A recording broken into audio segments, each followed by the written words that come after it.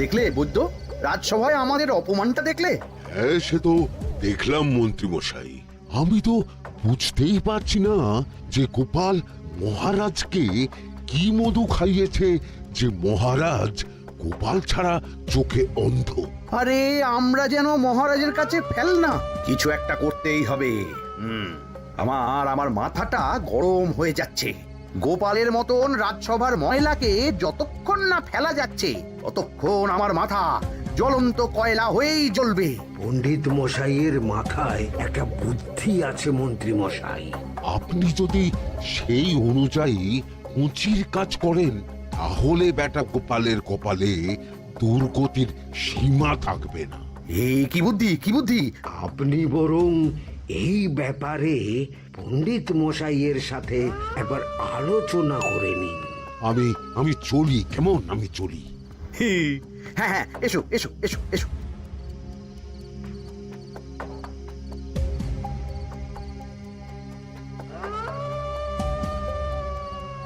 আরে ওই তো আমার বাঁ হাত ঘটা আসছে, বেটাকে দিয়ে একটা কাজ করাতে হবে।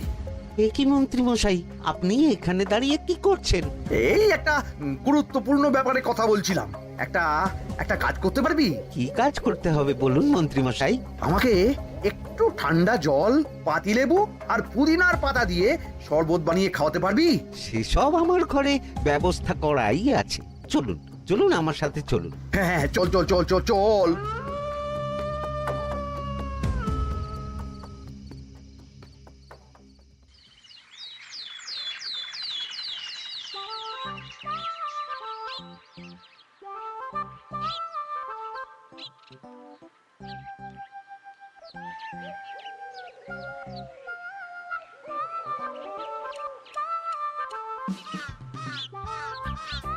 কি ব্যাপার পণ্ডিত, এত গুম মেরে আছো কেন?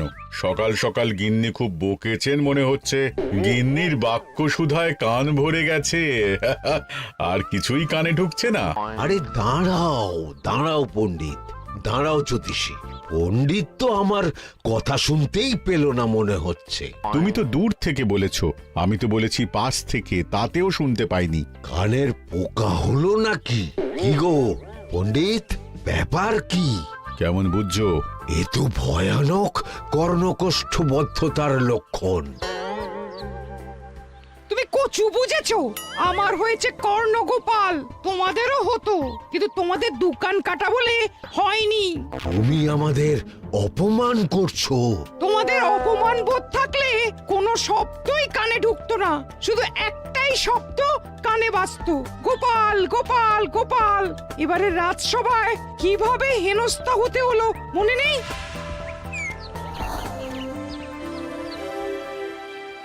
মহারাজ, একটা ভিক্ষা আছে।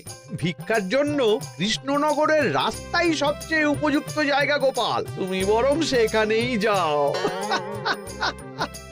মন্ত্রী মন্ত্রী মশাই ঠিকই বলেছেন মহারাজ। যে যার নিজের জায়গা থেকে কথা বলে। কুকুর বলে ভৌ ভৌ, বেড়াল বলে মিউ মিউ, কাক বলে কা কা। মন্ত্রীর ভিক্ষার জায়গা কৃষ্ণনগরের রাস্তা, আর গোপালের ভিক্ষার জায়গা মহারাজ কৃষ্ণচন্দ্রের দুয়ার। বলো কি ভিক্ষা? বাড়িতে পুজো আছে মহারাজ, খরচা অনেক, কিছু ঋণ আবশ্যক। যদি 100 মোহর। ঋণ তোমাকে আমি দিতে পারবো না গোপাল।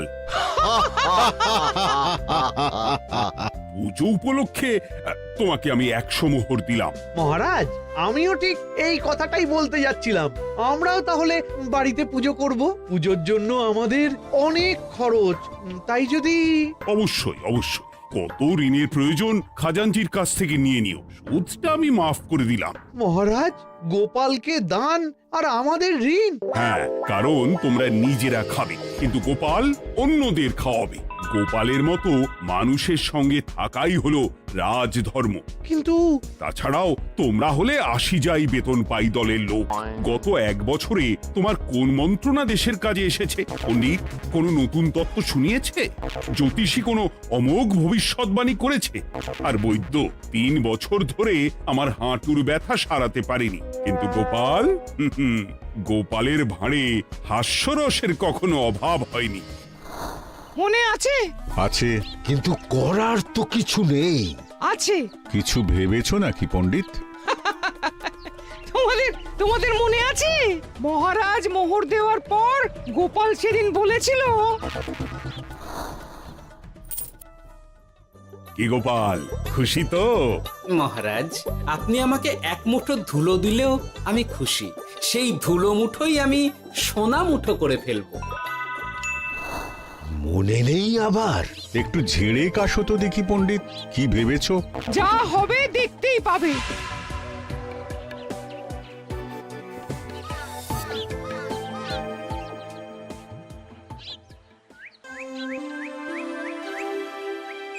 মহারাজের জয় হোক। মহারাজের জয় হোক।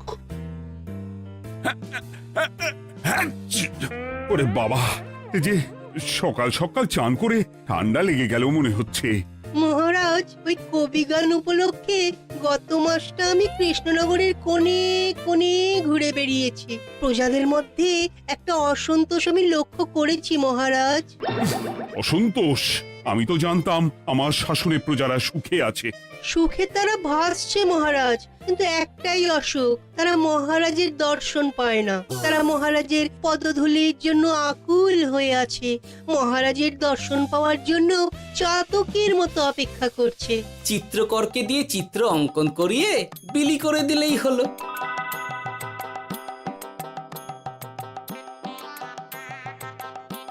খুব ধুলো হয়েছে মহারাজ, কিন্তু এত ধুলো। কালকের ঝড়ে ঢুকেছে। ঝাড়ুদার,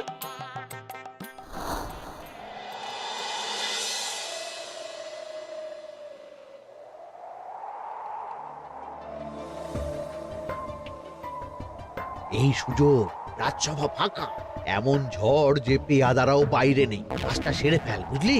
কিরে, কাজটা কর।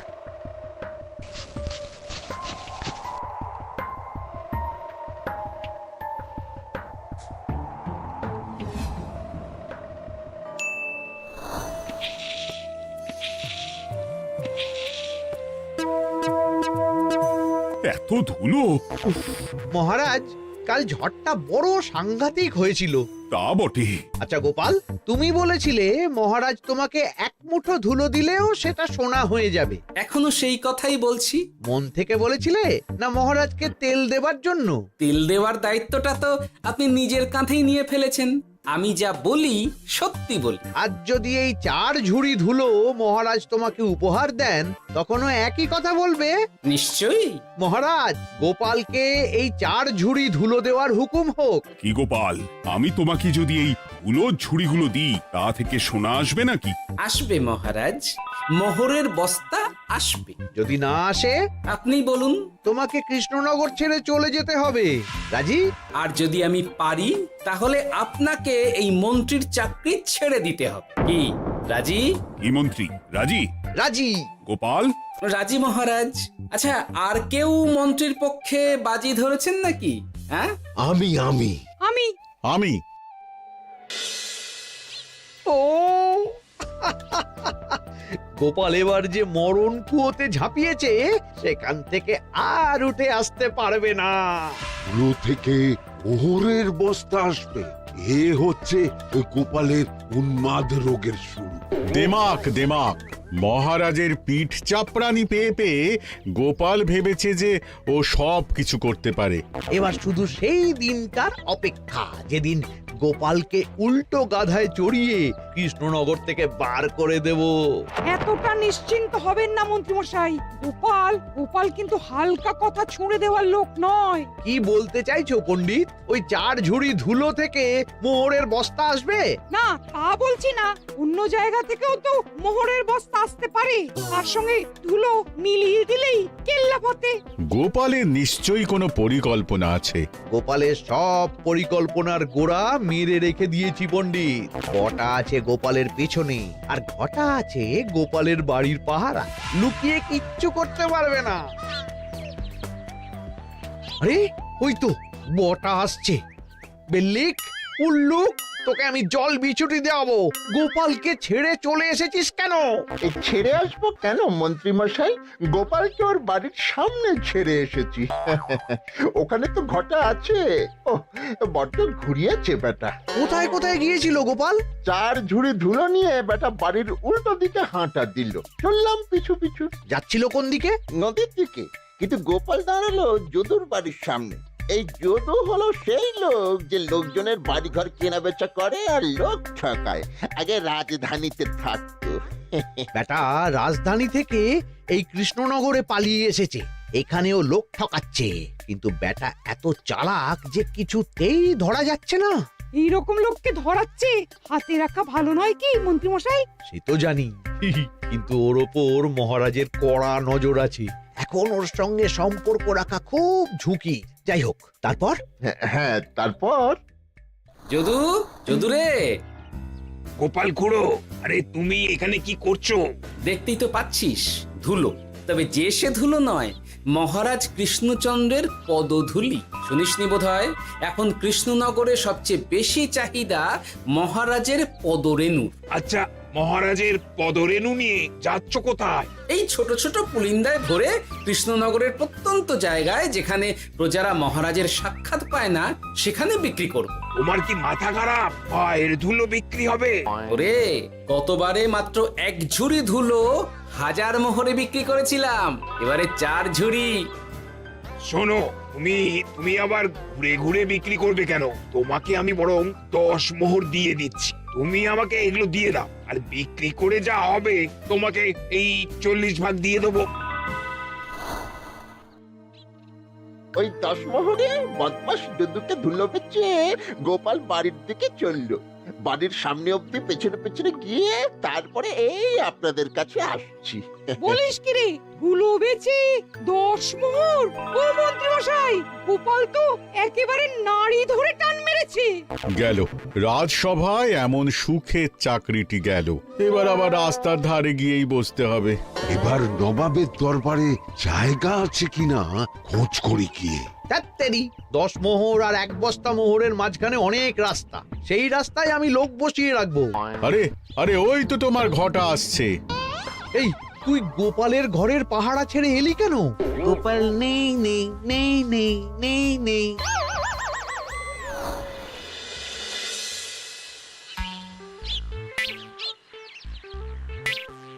আরে, ভয় পেলি নাকি? না না না না না, ভয় পাবো কেন? শোন, তোকে পেয়ে আমার খুব ভালো হলো বুঝলি। তোকে আমার একটা কাজ করতে হবে। বলো বলো। আসলে বুঝলি, আমার না গিন্নিকে নিয়ে তার বাপের বাড়ি যাওয়ার কথা ছিল, কিন্তু হঠাৎ বিশেষ কাজে আমাকে খামবাজে চলে যেতে হচ্ছে। এখন আমি গিয়ে গিন্নিকে বললে বুঝতেই পারছিস কুরুক্ষেত্র হয়ে যাবে একেবারে। তাই আমি কাউকে খুঁজছিলাম যে আমার বাইরে যাওয়ার খবরটা আমার গিন্নিকে গিয়ে দেবে। তুই পারবি বাবা ঘটা? ওরে বাবা! আরে আরে আরে, ভয় পাস না, তোকে গিয়ে মুখে কিছু বলতে হবে না। এই নে, এই চিঠিটা আমার বউকে দিবি।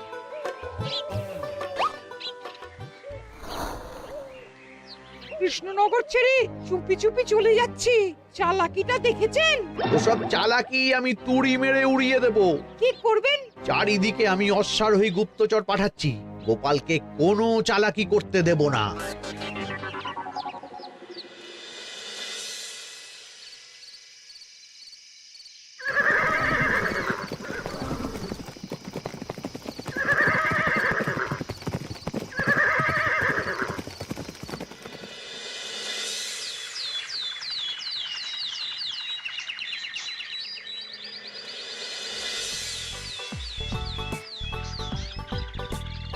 অং বং পিং পং।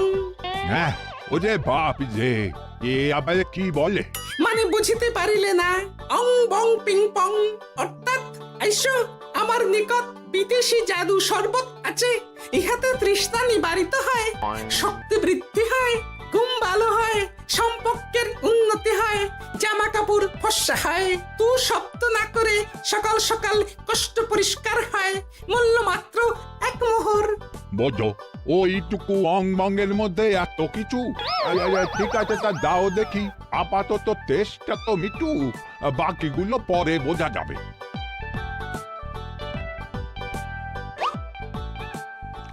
আহ বড় ভালো খেতে তো আহ, ঠং ঠং অর্থাৎ শক্তি বৃদ্ধি হলো। হ্যাঁ, হ্যাঁ, মনে হচ্ছে গায়ে যেন দুগুণ বল পাচ্ছি। কি হয়েছে ভাই? এ কে? এ ভিন দেশ থেকে জাদু শরবত নিয়ে এসেছে গো। জাদু শরবত ভিন দেশ? একেবারে, হ্যাঁ, একেবারে বহু ভুজা শরবত। খেলে তেষ্টা যাবে, গায়ে জোর হবে, ঘুম হবে, সম্পর্ক ভালো হবে, জামা কাপড় ফর্সা হবে, সকালে হ্রাস করে পেটও পরিষ্কার হবে। সে কি? দাও গো ভাই, আমাকেও দাও। গুড় জল, সঙ্গে একটু ভাজা মশলা, আমচুর আর বিট নুন, শুদ্ধ দেশি জিনিস। জানলে কেউ ছুঁয়েও দেখতো না, কিন্তু একটু বিদেশি গন্ধ দিতেই একেবারে হট্ট মেলা। আরে তোমরাও এসেছো দেখছি। সং সং শঙ্কা, লং লং লঙ্কা। মানে অর্থাৎ এই শরবত খেলে আর শঙ্কা নাই, বুদ্ধি লঙ্কার মতন ঝাল হয়ে যাবে। তারপর ডং ডং ডঙ্কা, টং টং টঙ্কা, ফাইন ফাইন, অর্থাৎ টাকা আসবে আমার কাছে।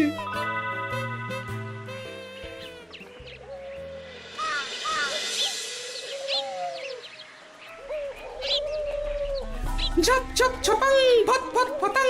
অর্থাৎ উহাকে দৌড়িয়েছ কেন? বেটা জোচ্চোর অনেককে ঠকিয়েছে। অনেক দিন থেকে তককে তককে ছিলাম।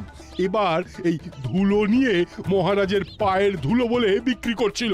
একটা বেনামি চিঠিতে খবর পেয়ে বেটাকে ধরেছি। ব্যাং ব্যাং বিগ ব্যাং। অর্থাৎ বাহ বাহ বাহ বাহ। বেনামি চিঠিটা আমি দিয়েছিলাম বাবু। বাবা যদু, তুমি সেই রাজধানী থেকে কৃষ্ণনগর অবধি মানুষকে অনেক খোল খাইয়েছো। তুমি এতদিন ঘুঘু দেখে এসেছিলে বাবা, এবার গোপাল নামক ফাঁদটা দেখলে। কতবার বলবো এইসব ধুলো আমি গোপালের কাছ থেকে কিনেছি। যা বলার ওই বিচারের সময় মহারাজকে বলবি। চল চল চল চল চল।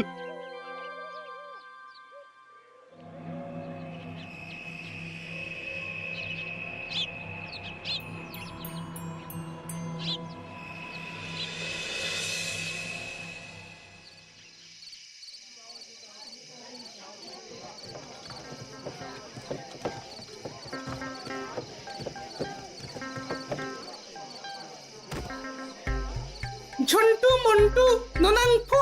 নাও ঠেলা। সাহেব বলে কি ফু দিয়ে দিতে হবে? কি বলছো সাহেব? বুঝতে পারছি না, কোথায় ফু দেব? ঝন্টু মন্টু ননাং ফু। অর্থাৎ লবণ আছে? আছে আছে সাহেব আছে। কত লাগবে?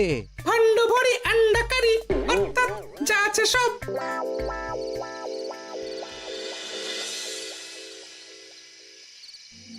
ব্যাস, মোটামুটি আশেপাশে সব দোকানের নুন এখন আমার জিম্মায়। এবার আসল মজা শুরু হবে।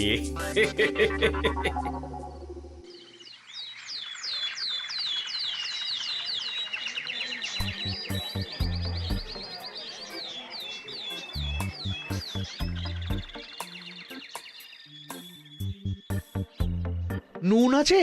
না হুজুর, গোটা কৃষ্ণনগরেই নুন নেই।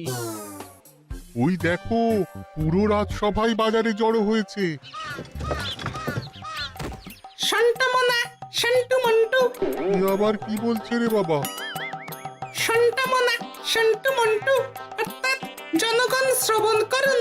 নান্টু কান্টু, নুন কিনিবেন আন্টু আন্টু। আসুন আসুন। আমার এক সের নুন লাগবে। সেন্টু, অবশ্যই 100 লবণ 10 মোহর। এক সের 10 মোহর? 10 মোহর লইবেন না লইবেন না? না, নেব না। উত্তম উত্তম, গান্ডা পিণ্ডে ঢিসুম ঢিসুম। অর্থাৎ তাহা হইলে নুনের বদলে গৃহিণীর প্রহার ভক্ষণ করুন। আমাকে এক সের নুন দিন।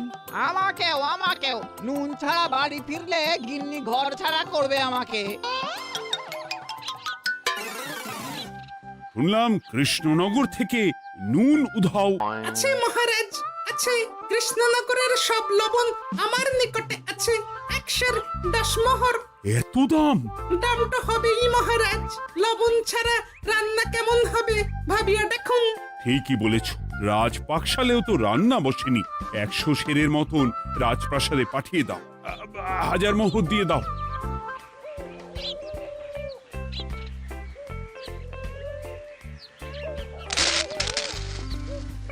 ব্যাস 1 বস্তা মোহর হয়ে গেছে।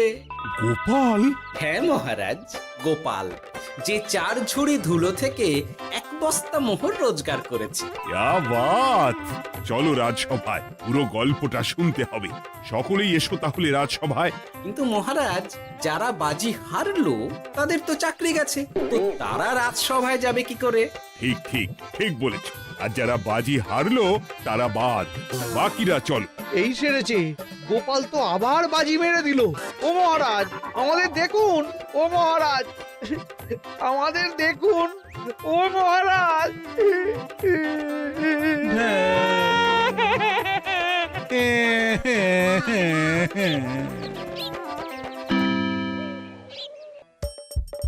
হাসির রাজা, জ্ঞানের রাজা, রসিক রাজা।